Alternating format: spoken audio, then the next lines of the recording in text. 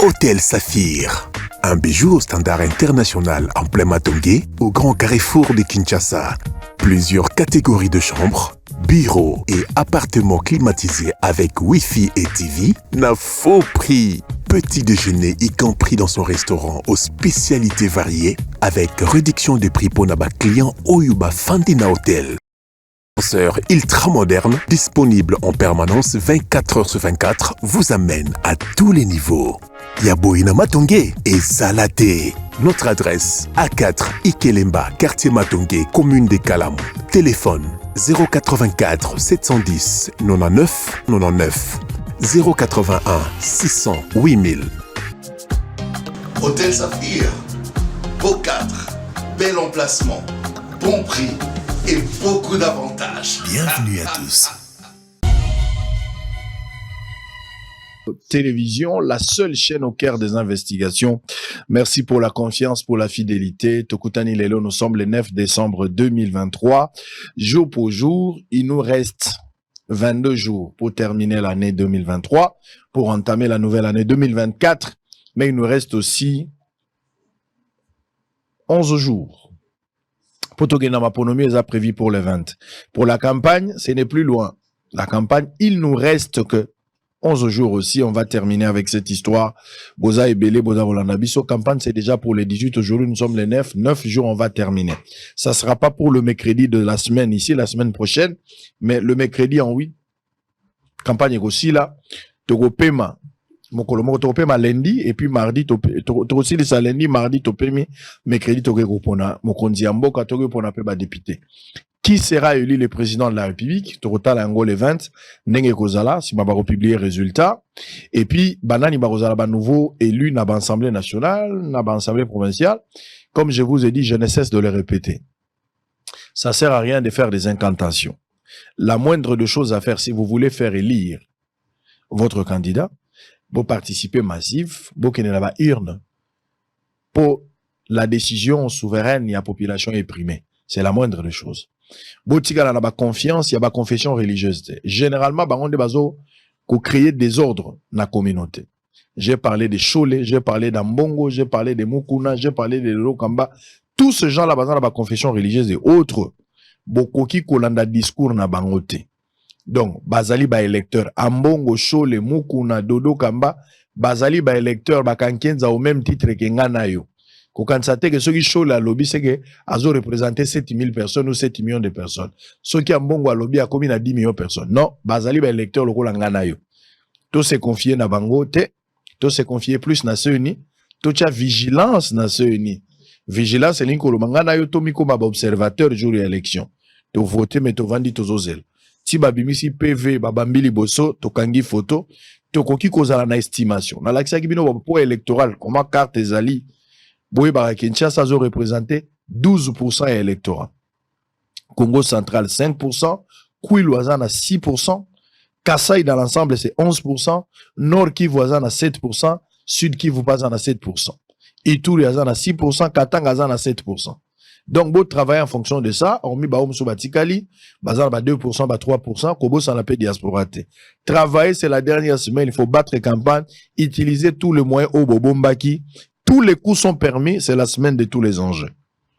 Mais je ferme un peu la parenthèse, il y a élection. Je voudrais ouvrir quand même une brèche par rapport à un dossier très très important. Nous avons des candidats députés, autrefois ministres, mais qui sont députés aujourd'hui, candidats, Bazo Lugaba et Lire Bango, mais qui sont, à mon avis, des coopérants.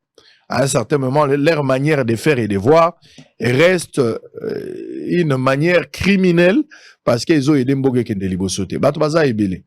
Nabandeko Sekaleon Nanzela Nazoya, mais il y a des locataires qui sont candidats députés. Un locataire candidat député. D'abord, il est en conflit avec son bailleur parce qu'il est en retard de paiement, ça fait 6 mois. Mais il a postulé comme candidat. Ça pose un sérieux problème. Il y a des gens qui n'ont rien. C'est-à-dire, même na veni na bango. A comment solution batouka na campagne, mais il est candidat. C'est grave. Donc, vous devez, au-delà de ça, un député, à cause de la paix, moto, à na problème anzalate. Il faut la moto, à quand même assis. C'est ce qui est plus important. Pour ça, vous avez beau la paix à l'Assemblée nationale, qu'on y va paix aux moins facile parce que chacun a un prix dans la vie, ça ne sera pas une bonne chose. Maître Gilles Bongombe azali avocat ya succession ya famille Ngwanda. Boyebi Ngwanda, de heureuse mémoire wa tika biso, to ano benga mingi papa Ngwanda, honoré. Akufi na mboka, awate akufi na exil, je pense yaki na Belgique, na France, akufi na France. Azali moto yo na histoire ya mboka na biso politique, azali moto ya kobeta lisolo lokola na légèreté te. Ngwanda, c'est quelqu'un qui a traversé l'histoire politique de notre pays. Il a travaillé avec l'effet Mobutu aussi, l'effet président maréchal Mobutu, Kukumbendo, Wazabanga, tout ce que vous voulez. Il a travaillé aux côtés à Mobutu comme conseiller spécial en matière de sécurité, Honoré Ngwanda. Il a travaillé comme ministre de la Défense, toujours avec Mobutu. Il a été aussi administrateur, il y a ANR, Onakala, AND. Il a été aussi ambassadeur, il y a Zahir à l'époque, na Israël. Donc, aza politique oyo, a servir mboka na ye. Nasuka a ego kene na ye exil, na 1997, andimagi na exil ake na France, place ake kokufa. Oumeli penza, Ngwanda Koufi, ça fait même pas 2 ans depuis qu'il est décédé. Je pense jour pour jour. Alors, si maro kene na ye, moi, Moboulou Ekoti. Sango lobi Moboulou Zali, oui, voilà pourquoi j'ai reçu son avocat. Je vais poser des questions, vous allez écouter. Ceux qui moutouazan la bon les gens ont peur parce que yebi ke yemoko a yebi réalité biloko na ye. Mais ceux qui a zali tes problèmes. Succession en Ngwanda, ils ont posé problème alors que Ngwanda azana sena mabele même 50 et même 10 ans. Maître Gilles, bonjour et bienvenue. Bonjour mon frère, merci. Allez, na sepeli comme pour la toute première fois. On a décidé qu'on commence quand même na Bosolo. Au solo là, batu ebele bazolanda bien que c'est la campagne, le chef de l'État est en campagne, mais cela n'empêche de communiquer, tout quoi pour aider, voilà. Alors, d'abord vos impressions pour l'invitation pour la toute première fois aux participants à Bosolo. J'ai aimé souci nanga da mina le kana Bosolo, mais l'occasion peut ça melinga à Keza Malam. Et je fais une discussion na Sénabi, tous on a besoin à Bataboy. Pour baluka Moussa na l'état mais va pesa batu misala. Exactement. C'est-à-dire ba serveur boy, il faut ba qu'il y ait une université, ba que ça batu comment bozo ba licence, les autres pour l'ananda ko, mais t'as l'école yango. Donc vous devez être même des professeurs. Par rapport à besoin enseigner sur la TP banini mais na soukaka aussi diplôme ba la qui sur tending roken. Donc pour l'anga il faut écrire, il faut enseigner, encourager. Comment à ça bloc à vous. Très bien. Je suis en train d'écrire un livre sur le parcours de ma vie, une leçon pour toute une génération. Ça, c'est pas un héritage, c'est-à-dire un effort personnel. Très bien. Allez, en forgeant, on devient forgeron. On va évoluer. Maître Ouena Bosolo pour la toute première fois avec un dossier très sensible. Très sensible. Très sensible. Honoré Ngwanda, nano polite azana sena mabele, nano akusi 50, akusi 10 ans. Mémoire na izalon mo beso na mitu ya batu surtout ne nazol babo diaspora bakolela parce que anoko benga chouchou ya diaspora moto monene akei akufi na ba circonstances to ko évoquer awate mais après liwa na ye les bas blesse problème ezali nini o ye na ngolelo o ba congolais ya diaspora a na Kinshasa batu baza kolanda yo. Bon, pour la préciser, je suis pas vraiment l'avocat direct de Ngwanda. OK. Mais je suis l'avocat il y a succession, il y a famille na ye. C'est-à-dire madame et les enfants. OK. Mais à la plupart des cas, ils ont banana, maman, bazar pas problème. Mais ici, si que c'est un problème, l'État congolais. C'est-à-dire, moi, si maman n'a pas un problème. Pas problème. Pas unité na bango. Dans Ngwanda Koufi, se réunir, na France, comme la Kenda Kanazongaka, par entremise à la relation. Comme je suis aussi l'expert, dans ce qui concerne la succession, bah, consulter ngai. Par truchement, madame Yuma Mbombo. Denise, qui est la fille aînée en Ngwanda, na maman Lingomba, pour azali veuve, azana bon moy. To soyi na bango ebele, ba yu papa, maintenant, état de droit ekoti, est-ce que tu ko zonga, na mboka na biso, mais banda kuna biso za occupé. Est-ce que ko banda ba démarche te, parce que na banda histoire titre, ko mané nous na zo ebele. Il n'y a pas de problème. J'ai saisi le tribunal pour organiser succession na bango, ba nommé liquidatrice, les deux liquidatrices, la fille aînée, vice maman. Ba pesinga mandat, naïe. Mais comme je suis l'avocat de l'investigation, na bandeka mamonte na niko tala bato ba vanda ngata lopango. Na ke na commune, ba inviter nga bato wana ba biboya, ba ndé bozo vanda lopango ya Ngwanda. Na présenter ba certificat, to mona ndinga zwa ki yango. Bato wana soki biso to lundi, ba ba mardi. So to mercredi, ba ba jeudi. Jour à confrontation, ba mona na raté parce que pour preuve, c'est exactement tozo ba mbela bato makambo, tozo landa investigation est très important. O komona invitation à commune, ya Gombe. et bengi ça qui bon. Il dit j'ai toujours besoin de toi en permanence ici. C'est-à-dire il y a Gombe et bengi si famille Masuku. Parce que Masuku azanani. Lorsque Ngwanda qui exil dans 97, bah nommé monsieur Masuku comme conseiller spécial na même titre que Ngwanda zayi na ya président Kabila, fait Kabila. Yena makanisine a moni ke lopango zayi lopango ba conseiller spécial akasani à côté. Même si le recoute kit, lutu, tapi, vitre, kitalatala ya Ngwanda eza na kwa na mituka. Monsieur Masuku avandi a occupé na famille na ye. Quand on a vu information, na bengi si on a commis baya famille Masuku ba ko justifier ndeni bo fana lopango Ngwanda. Commis na tele mikanda na service à population mikanda nyoso bazate. À l'époque service a talipé na bien de l'état. Ata la soki batiako na bien de l'état ezalité. Tant que ba pesa information ba bien ba soldat ba vanda. Comme je suis avocat, les investigations à ce qui concerne immobilier na ke na auditorat.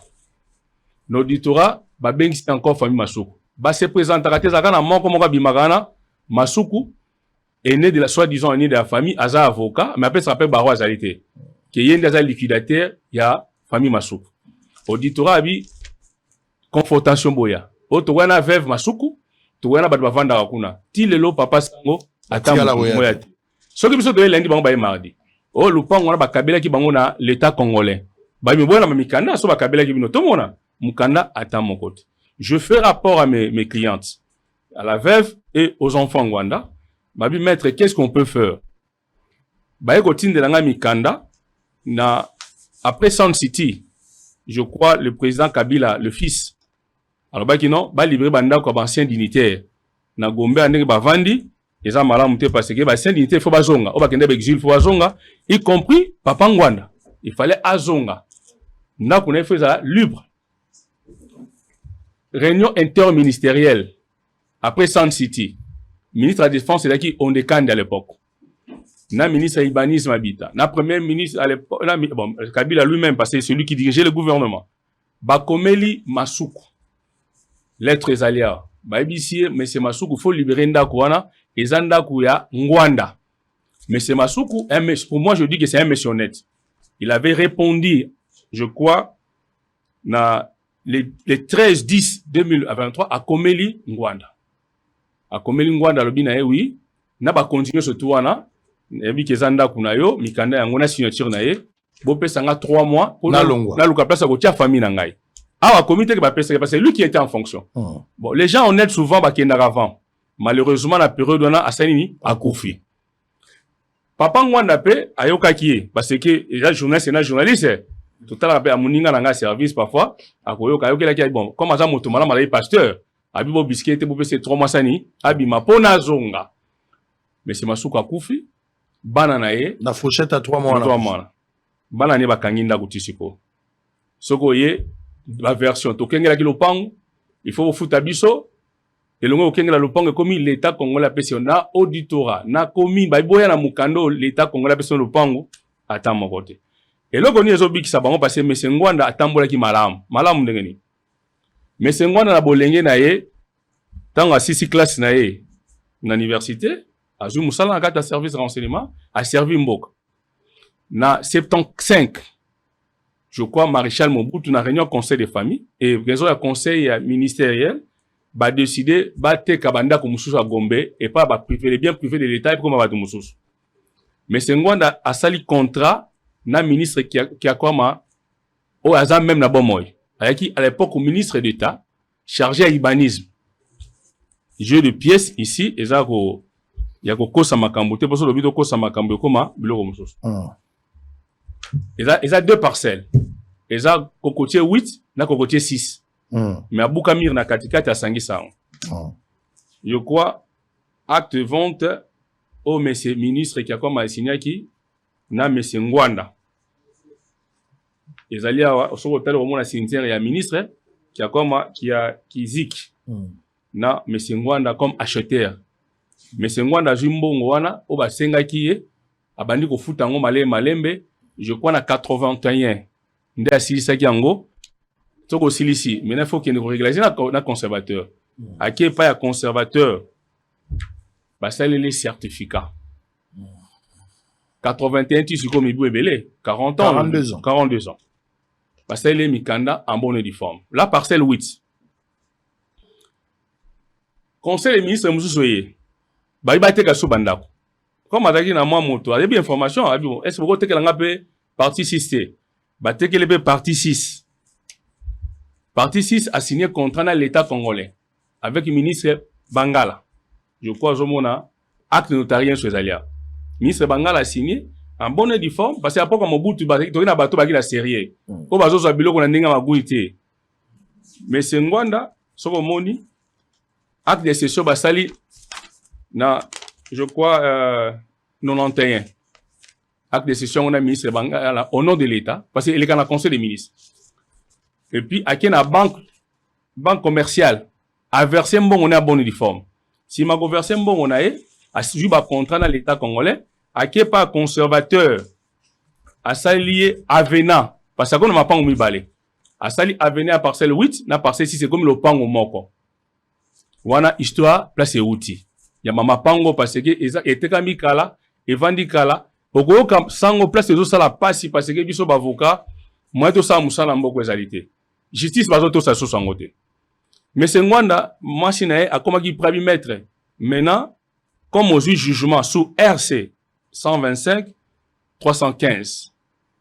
To sa ninga bifo ya déguerpi batwana po yo yana libota bo vanda au service mboka je pense comme na kimia parce que opposition nyoso mama sala ki angote na bana papa mutabunda ki na mboka papa mutasela ki mboka mais bon pas comme ma victime pourquoi toye parce que maintenant il faut saisir huissier de justice to saisir le jugement a prononcé ça ki ango le 22 août sango kanga le 22 août 2023 là arrêtez arrêtez moko ezate pour na ko exécuter faut attendre.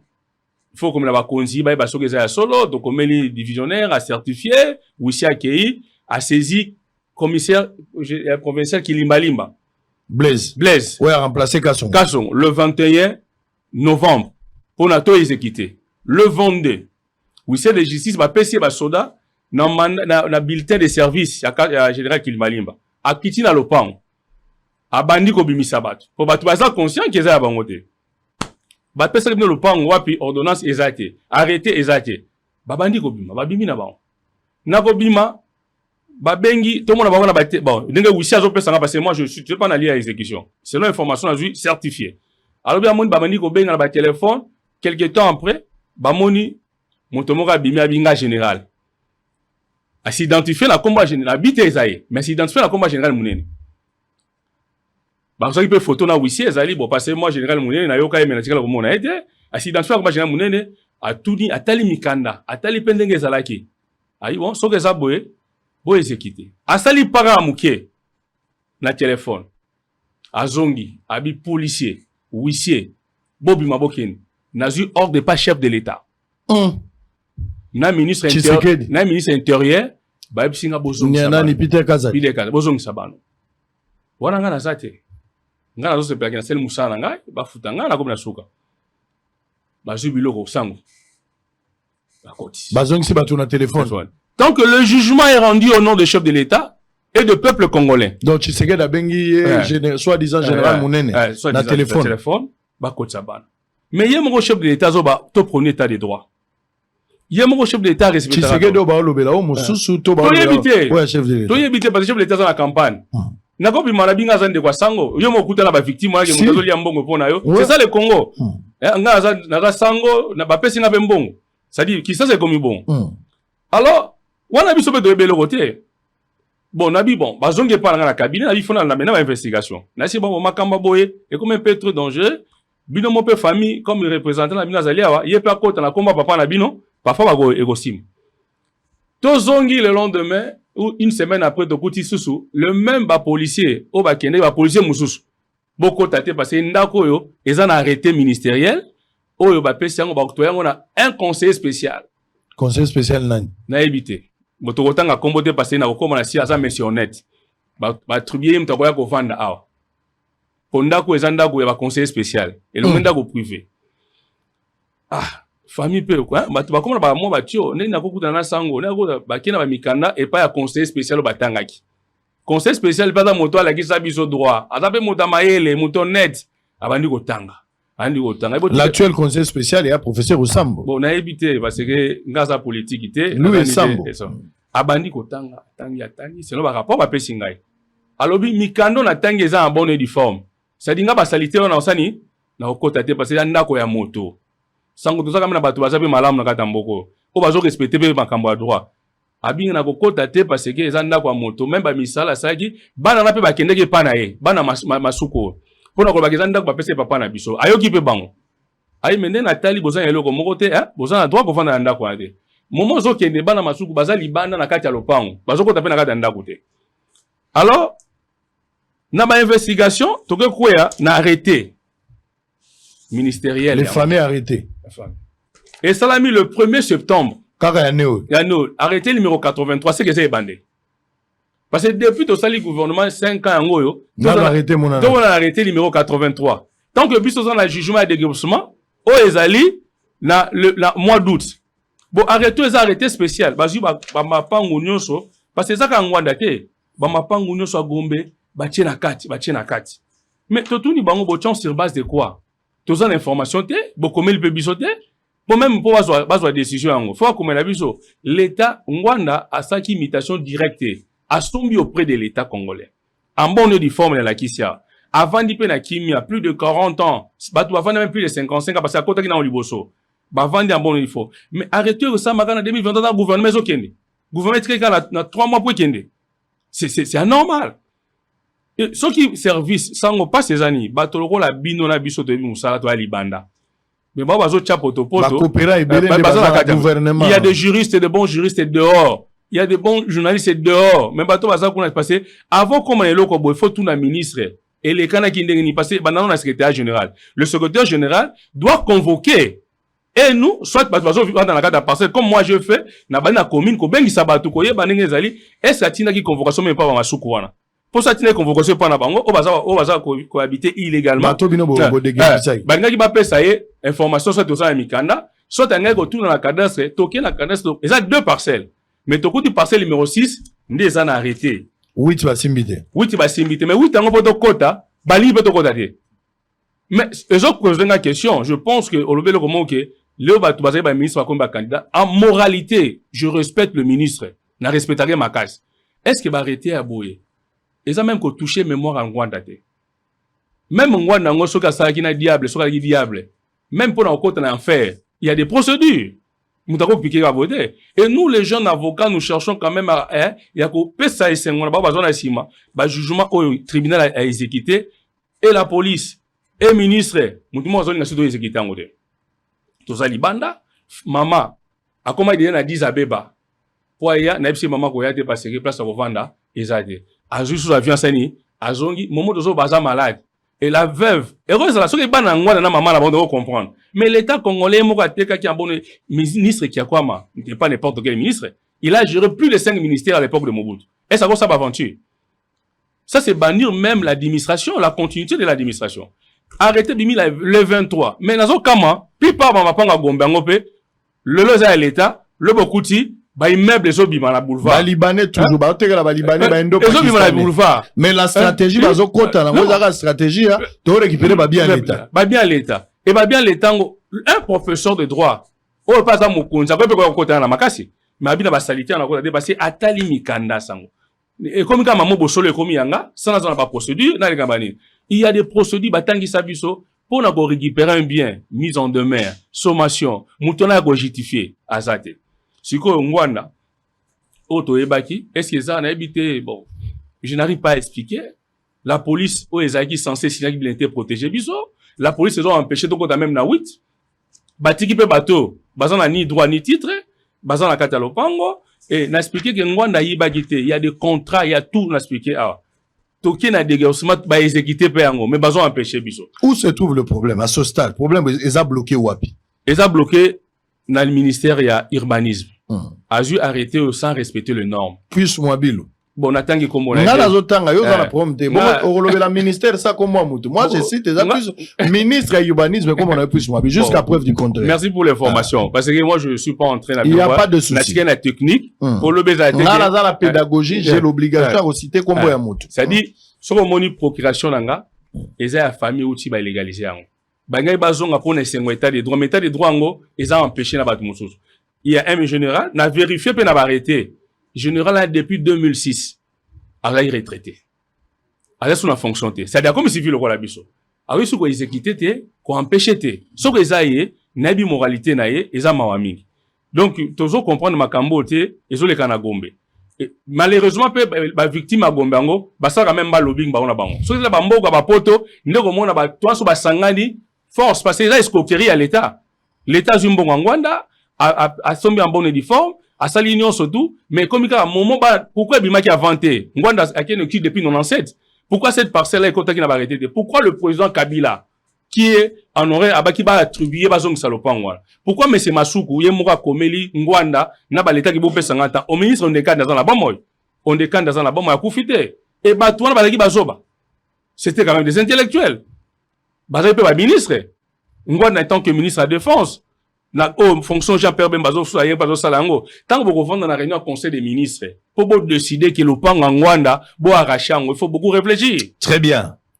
Ça fait mal hein? On va terminer mais na lobi na bino que mbokoyo ozoka bat bazab expert na steliona bazali bat bazana expertise ya kobotola batu mapango bazali ngwanda était vivant ba étudiera baza bato ba yebi ngwanda était vivant et puis ça on s'est dit bazo douter na biso ba biso za ba esco ba yebi biso te pendant que nous avons les portraits est-ce que vous avez besoin boye bana bango bon on a besoin boye bana bazo douter biso ba yebi biso te mais est-ce que vous avez besoin boye bana non nous on a des documents boye bango ben oui ba ko le canapé oh là là c'est n'importe quoi donc lelo ndenge tozali ngwanda sali musana na mboko asombi ezate ko l'état remercier était ngwanda sombi na ndenge naye bien qu'il aille à servir la nation mais monsieur ngwanda honoré asombi papa ko na ndenge naye lelo ngwanda kufi même pas 5 ans moi sina bana ba combien en difficulté alors que ba pesi bango nzela bazonga Kinshasa po ba ko jouir na ba bien atata bazoko même ko zonga te pona ko jouir na place na bango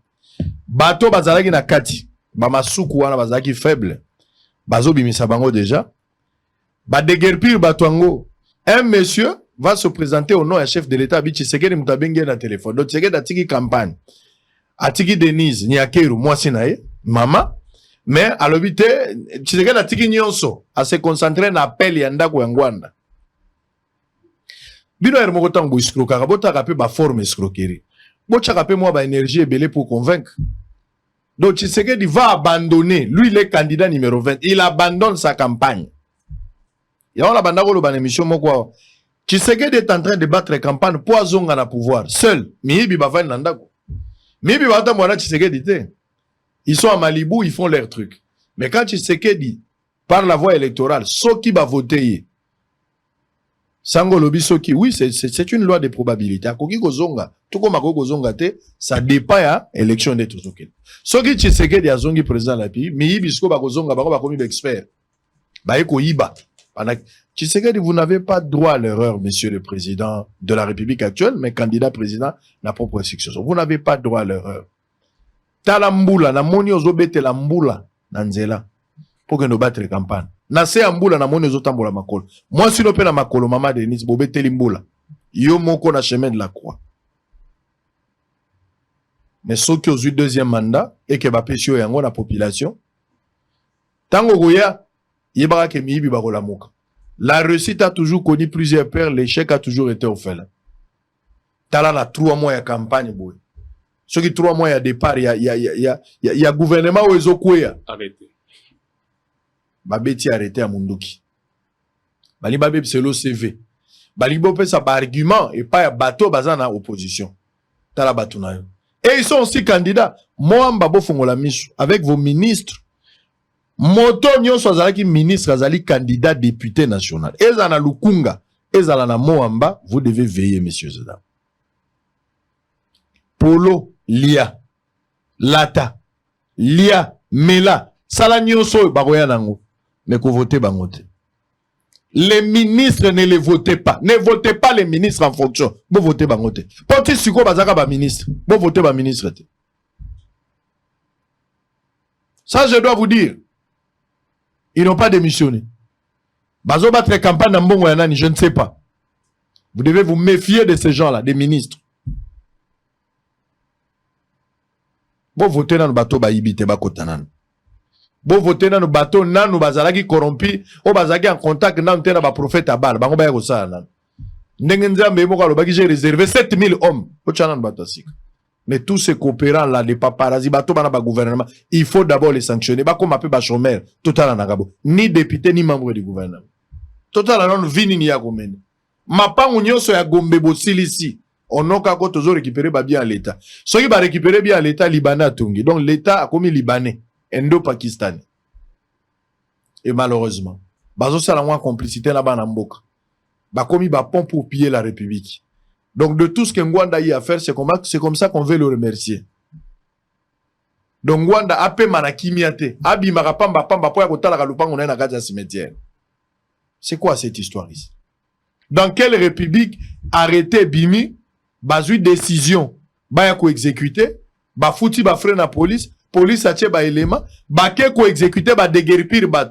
En plein déguerpissement, appelle les bengami. Kaka téléphone ils ont si bat. O izaka mboka to eloko mususu. Qu'est-ce que vous comptez faire après? Bon, on va terminer. Je compte que famille Ngwanda ils ont un droit na bango. Ba kota pour le pango ya bango. Et je crois que c'est état de droit. Arrêtez, on peut annuler ça à tout moment, soit ça prompté. Je crois, j'ai dit à la famille qui descend, bah, côté dans le pont na bango. Parce que, bah, il va utiliser mon consumo likolo, aboui ba salita bien à côté dans le bloc anté. Ça dit, bah, tika Ngwanda, et je parle même avec l'homme aux yeux. Nous avons grandi avec ma papa, na. Quelque soit ma bébé finga qui bah, c'était des gens honnêtes. Maintenant, bah, comme donc, il n'a habité ceux qui bitumba, n'enga n'enga bundusa mutangambu, n'enga tini batonga ba pêcher famille côté dans le pont. Donc, 8 ils ont un problème, te. Bati Kabiso 8 Tokota. Le 6, ils appellent Abiso. Arrêté dans 3 mois, ils ont vraiment la sens, te. Parce que, ma mikana sur la question, bah, acte de vente, à soma qu'un bon uniforme. Bati Kabiso, je crois, biso de zogue négo, bah, client n'anga bazo négo côté dans le pont na bango. Moutor empêché, et police, a zonga na raison. Atika, le pont na un bon uniforme. Jo bazo négo côté au signalé ngai. Na rosa les fonds, nga moko na zala présent. Si on attend, na no commandant ya police. Nata la paix élément à la police. Au bakoya ko exécuter et puis nata la montuni na kwa ko benga na téléphone. Il faut me tenir informé le jour où vous allez les installer. Ceux qui t'auraient été biloko te sango même biso to tikali ba vous allez la victime. Exactement. Et juste même gosu de la mona tongo Congo était comme arrêté ministériel Gombe ba cheli biso pour clôture poto côté fozala na mukanda parce que Gombe zo kende so tel mama arrêté za mama pango ebele. Je demande aussi na batunu soit na ba conflit wana pour baza na raison, il faut pas ça une association. Il y a côté même à ce genre de comportement. Très bien, merci beaucoup. Allez, nous avons terminé pour la première partie. Et je rappelle ici que nous avons reçu pour vous Maître Gilles Bongombe, avocat de la succession de la famille Ngwanda, honoré au Akita Kinshasa depuis 1997. Aouta Okufa, il y a presque 2 ans passés. Honoré Ngwanda, Aouti Okufa na Paris. Azalaka, ancien conseiller spécial en matière de sécurité, ministre de la Défense na Zaïre. Azalaka P.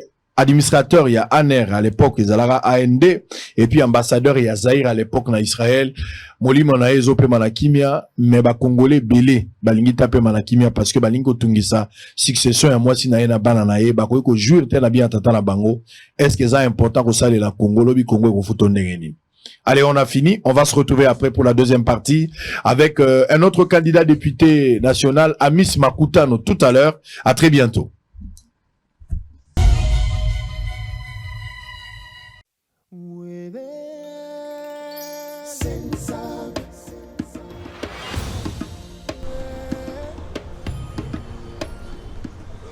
Dans le supermarché, on a provision. On a touché quoi? On a touché pension. Ok.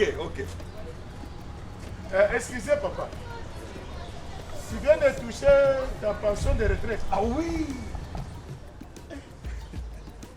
Nde mbongo ya mwana yo zobeli le chéri alimentaire voie provision. Papa, naza retraité le kola yo. Ok. Bon, tu as touché combien? Bon, gars, il a touché 200 000 francs à Yepam. moi j'ai touché 600 000 francs congolais. Parce que na cotisaki, na salaire de base, paie na prime. Donc na salaire cotisation complémentaire. Mitubi Balé. Ah, Deux têtes. Papa, injustice. hein? Réclamation. Ok. Justement, ezali régime complémentaire de sécurité sociale. Régime complémentaire. Oui. Oui, mais généralement, un agent public a cotisé sur base de salaire naïe. Oui, ezali moukié par rapport à la prime. Or, le problème avec ce système, c'est que une fois qu'on a une activité, on a bien. Mais ceux qui continuent na retraite, hey! Avantage non, c'est katani, prime et katani. D'où, au comme il faut vivre uniquement dans moi et il y a salaire bambaté. Ceux qui ont cotisé sur base de salaire de base, eh bien, il y a pension. Pension na yo ekolandisa makaka engebele na salaire de base au banda qui soit. Voilà! C'est quoi une bombe ya kosala ba provision na banane ekouta wapi? Yango wana, pour vivre bien na tango ya retraite, il y a nécessité pour les agents de se faire couvrir de leurs primes également. Pambaté, une fois à vie retraite, à bénéficier de la retraite de base, l'andissement na salaire de base, puis la retraite complémentaire, l'andissement na prime naye, nde yango wana, régime de retraite complémentaire. Ah, si je comprends bien, et ça le pour le double brassard. Soki okotizaki kaka na salaire ya pamba na tango ya retraite mbongo muke. Voilà. Soki okotizaki na salaire na prime na tango ya retraite panfran na ibele. Voilà. Ah, pension complémentaire. Et Keba, ba prime où ils ont concerné na régime complémentaire ya SENSAP, ils ont kaka ba prime permanente, na ba prime de corps. Ah, au comprendre pourquoi naza na sourire. Ah, pension complémentaire. Maman, papa posaka o. Musani soka zindo ma passion. Ka kwiti malewa na bandumba bache. Okashana olo bache. Et comme il y a, hein, attends moko. Pension, bikolo nyonso kaka 100 000, lelo ko la kisanga bipa ole la kambongo wana. Sokite, j'ai plus bagage dans soki bo machine para. Mbudi. Mbonga pension za kaka ndengo wana. Okuboma nga pambe. Innocent oui. Oui, ozalo. Maman, pour le pension. Papa, azalaka pensionné à sensation. Mais sans années, on se 100 000. Et pourtant, on s'en a pas ça. Mon solo, c'est comme on a. N'a pas pris kili. Maman, soki achaki mitumi balete. Azana raison, beaucoup de maye pamba. Pambe. Mitumi balé. Yangwa komini. Dikelemba. Maman, mikolo yo kaka boy. Soki tango zana activité, okotizaki kaka na salaire ya pamba. Na tango retraite, talaka mbongo. Mais tango zana activité, soko okotizaki na salaire, na prime, na tango ya retraite, talaka mbongo. Yango babengi pension complémentaire. Ngana uti ko kota classe pour leçon à tirer. Donc cotiser na salaire, puis na prime. Pour la tango ya retraite, donc soit pension complémentaire. Message de la SENSAP. Pour tout contact, appelez le call center au 40 11.